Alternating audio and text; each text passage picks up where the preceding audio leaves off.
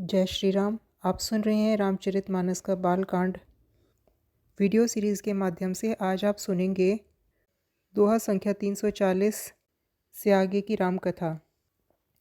अयोध्यानाथ दशरथ जी ने अपने स्वजन समधि का सब प्रकार से सम्मान किया।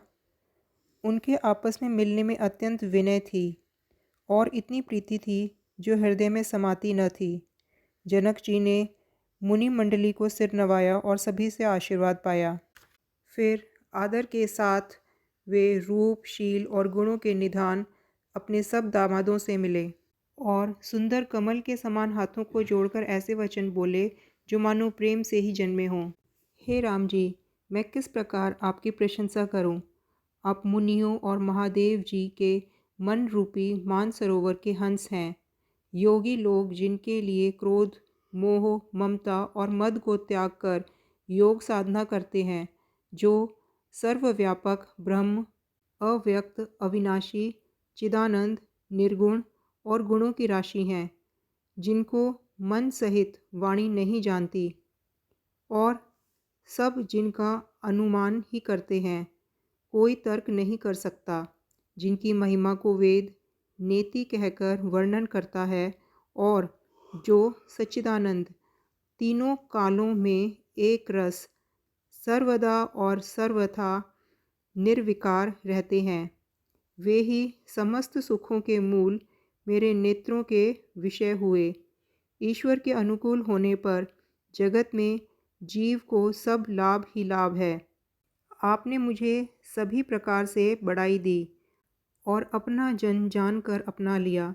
यदि 10,000 सरस्वती और शेष हों और करोड़ों कल्पों तक गान करते रहें, तो भी हे रघुनाथ जी, सुनिए, मेरे सौभाग्य और आपके गुणों की कथा कहकर समाप्त नहीं की जा सकती।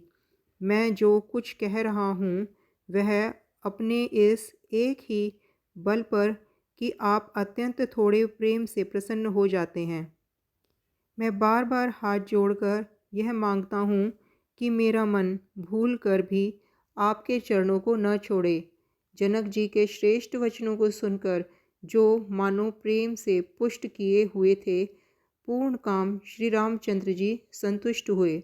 उन्होंने सुंदर विनती करके पिता दशरथ जी, गुरु विश्वामित्र जी और कुल गुरु वशिष्ठ जी के समान जानकर ससुर जनक जी का सम्मान किया। फिर जनक जी ने भरत जी से विनती की और प्रेम के साथ मिलकर फिर उन्हें आशीर्वाद दिया। फिर राजा ने लक्ष्मण जी और शत्रुघ्न से मिलकर उन्हें आशीर्वाद दिया। वे परस्पर प्रेम के वश होकर बार बार आपस में सिर नवाने लगे। जनक जी की बार बार विनती और बड़ाई करके श्री रघुनाथ जी सब भाइयों के साथ चले। जनक जी ने जाकर विश्वामित्र के चरण पकड़ लिए और उनके चरणों की रज को सिर और नेत्रों में लगाया। उन्होंने कहा, हे मुनीश्वर, सुनिए, आपके सुंदर दर्शन से कुछ भी दुर्लभ नहीं है। मेरे मन में ऐसा विश्वास है, जो सुख और सुयश लोकपाल चाहते हैं, परंतु असंभव समझकर जिनका मनोरथ करते हुए सकुचाते हैं, हे स्वामी, वही सुख और सुयश मुझे सुलभ हो गया है। सारी सिद्धियां आपके दर्शन की अनुगामिनी अर्थात पीछे पीछे चलने वाली हैं। इस प्रकार बार बार विनती की और सिर नवाकर तथा उनके आशीर्वाद पाकर राजा जनक लौटे। डंका बजाकर बारात चली। छोटे बड़े सभी समुदाय प्रसन्न हैं। रास्ते में गांवों के स्त्री पुरुष श्री रामचंद्र जी को देखकर नेत्रों का फल पाकर सुखी होते हैं। बीच बीच में सुंदर मुकाम करती हुई तथा मार्ग के लोगों को सुख देते हुई वह बारात पवित्र दिन में अयोध्यापुरी के समीप आ पहुंची। नगाड़ों पर चोट पड़ने लगी, सुंदर ढोल बजने लगे, भेरी और शंख की बड़ी आवाज़ हो रही है, हाथी घोड़े गरज रहे हैं, विशेष शब्द करने वाली झांझें, सुहावनी ढपलियाँ तथा रसीले राग से शहनाइयाँ बज रही हैं। बारात को आते हुए सुनकर नगरवासी प्रसन्न हो गए। सबने अपने अपने सुंदर घरों, बाजारों, गलियों, चौराहों और नगर के द्वारों को सजाया। सुंदर चौक पूरे गए, तोरणों, ध्वजों, पताकों और मंडपों से बाजार ऐसे सजा कि जिसका वर्णन नहीं किया जा सकता। फल सहित सुपारी, केला, आम, मोलसिरी, कदम और तमाल के वृक्ष लगाए गए। उस समय राजमहल अत्यंत शोभित हो रहा था।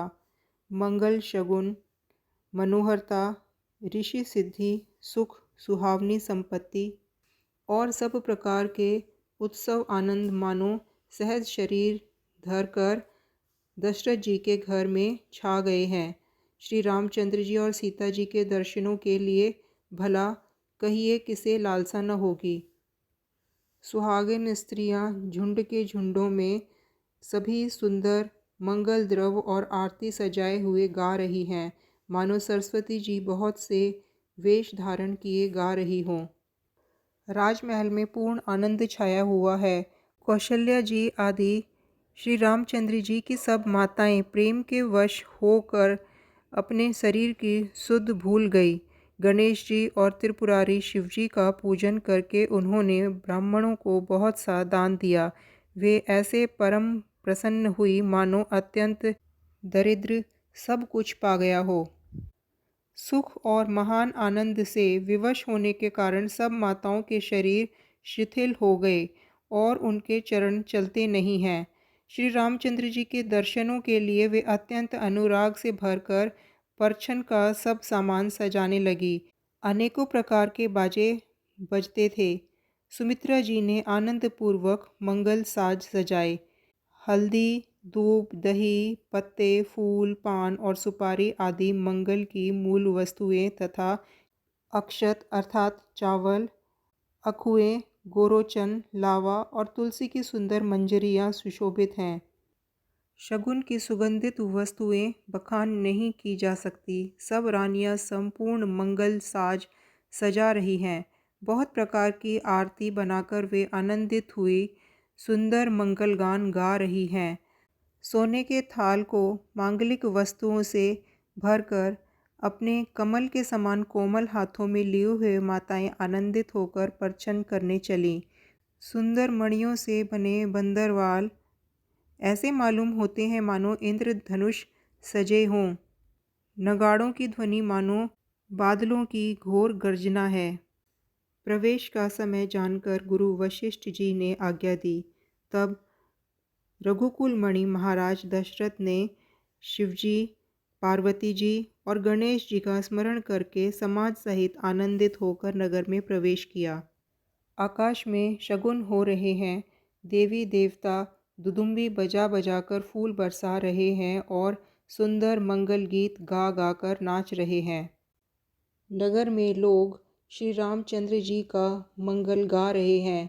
जय ध्वनि और वेदों की निर्मल श्रेष्ठ वाणी सुंदर मंगल से सनी हुई दसों दिशाओं में सुनाई पड़ रही है। बहुत से बाजे बज रहे हैं। आकाश में देवता और नगर में लोग सब प्रेम में मगन हैं। बाराती ऐसे बने ठने हैं कि उनका वर्णन नहीं हो सकता। सब परम आनंदित हैं। तब अयोध्या वासियों ने राजा की वंदना की। श्री रामचंद्र जी को देखते ही वे सब सुखी हो गए। नगर की स्त्रियां आनंदित होकर आरती करती हैं और सुंदर चारों कुमारों को देखकर हर्षित हो रही हैं। पालकियों के सुंदर पर्दे हटा हटाकर वे दुल्हनियों को देखकर सुखी हो रही हैं। माताएं आनंदित होकर बहुओं सहित कुमारों का परछन कर रही हैं। अनेकों प्रकार के आभूषण, रत्न और वस्त्र तथा अनगिनत प्रकार की अन्य वस्तुएं माताएं न्योछावर कर रही हैं। माताएं सीता जी और रामचंद्र जी की छवि को बार बार देखकर जगत में अपने जीवन को सफल मानकर आनंदित हो रही हैं। सखियां सीता जी के मुख को बार बार देखकर अपने पुण्यों की सराहना करती हुई गान कर रही हैं। देवता क्षण क्षण में फूल बरसाते, नाचते, गाते तथा अपनी अपनी सेवा समर्पण करते हैं। चारों मनोहर जोड़ियों को देखकर सरस्वती ने सारी उपमाओं को खोज डाला, पर कोई भी उपमा देते नहीं बनती, क्योंकि उन्हें सभी बिल्कुल तुच्छ जान पड़ी। तब हार कर वे भी श्री रामचंद्र जी के रूप में अनुरुक्त होकर एकटक देखती रह गई। वेद की विधि और कुल की रीतियों का पालन करते हुए बहुओं समेत सब पुत्रों का परछन करके माताएं उन्हें महल में ले आई। महल में 4 स्वाभाविक बहुत ही सुंदर सिंहासन थे। उन पर माताओं ने राजकुमारी और राजकुमारों को बैठाया और आदर के साथ उनके पवित्र चरण धोए। फिर वेद की विधि के अनुसार मंगलों के निधान, दूल्हा और दुल्हनों की धूप, दीप और नैवेद्य आदि के द्वारा पूजा की। माताएं बारंबार आरती कर रही हैं और वर वधू के सिरों पर सुंदर पंखे तथा चवर ढल रही हैं। अनेकों वस्तुएं न्यौछावर हो रही हैं। सभी माताएं आनंद से भरी हुई ऐसे सुशोभित हो रही हैं मानो योगी ने परम तत्व को पा लिया। सदा के रोगी ने मानो अमृत पा लिया। जन्म के दरिद्र ने मानो पारस पा लिया हो। मानो अंधे को सुंदर नेत्रों का लाभ हुआ हो। गूंगे के मुख में मानो सरस्वती आ विराजी और शूरवीर ने मानो युद्ध में विजय पाली। इन सुखों से भी 100 करोड़ गुना बढ़कर आनंद माताएं पा रही हैं, क्योंकि रघुकुल के चंद्रमा श्री रामचंद्र जी विवाह करके भाइयों सहित घर आए हैं। माताएं लोक रीति करती हैं और दुल्हा दुल्हने सुकुचाते हैं। इस महान आनंद और विनोद को देखकर श्री रामचंद्र जी मन ही मन मुस्कुरा रहे हैं। श्री सीताराम जी की जय हो। आगे की कथा सुनने के लिए देखिए वीडियो का अगला अंक।